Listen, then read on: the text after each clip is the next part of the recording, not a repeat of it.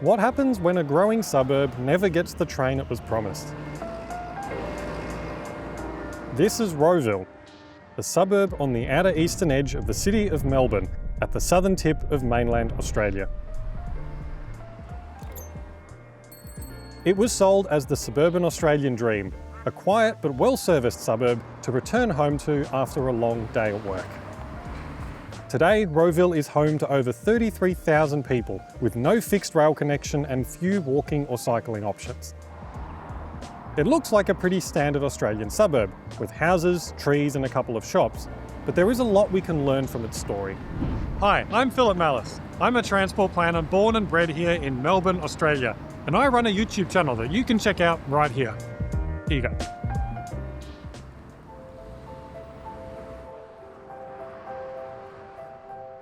Much of the world has been grappling with the impacts of urban sprawl for decades, and Australia is no different. In the 1950s and 60s, Melbourne was growing rapidly, and authorities needed to figure out how to provide transport for its hundreds of thousands of new residents and businesses. This was when a group of American consultants were hired by the government and heralded the start of a massive road building program that continues to this day. Now, when you think of Melbourne, you'll probably imagine European-style laneways, cute cafes and trams. But this new car-centric approach to urban planning produced a different kind of Melbourne, outside of the dense inner city core. Rowville is one of those places. It's what we planners call a dormitory suburb. This means it's almost entirely residential. According to the Australian Bureau of Statistics, around 85% of employed residents here travel outside Rowville to work. The American consultants we mentioned earlier brought about the car-centric 1969 Melbourne Transportation Plan.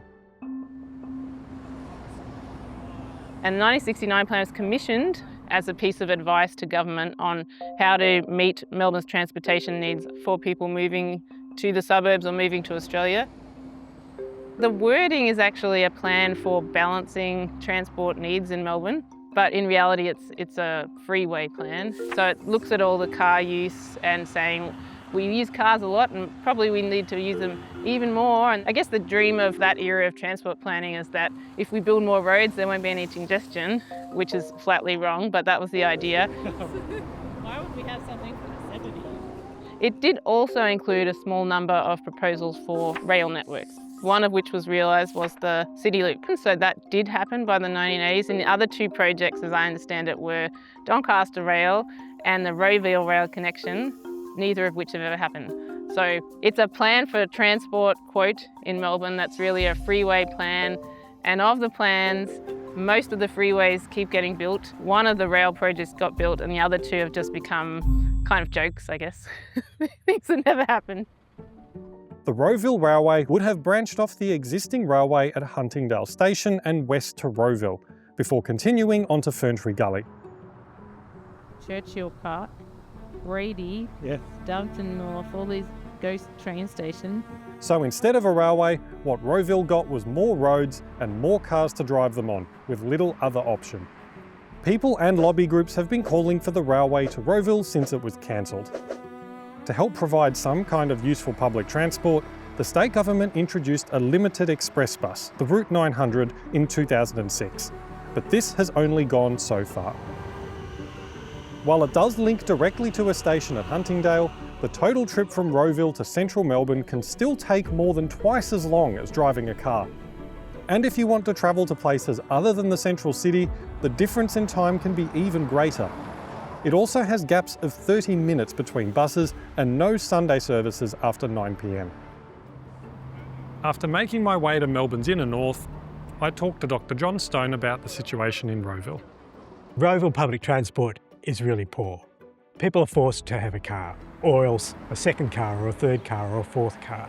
The bus system is really fragmentary. There are services and you can talk to people who say, oh yeah, the bus meets my needs, but that usually means that they've got a very narrow idea of what public transport should do.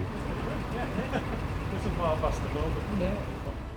There's all sorts of stories you hear about for young people not being able to have the freedom to move around. Well, as we get older, we can't drive, you become isolated at home.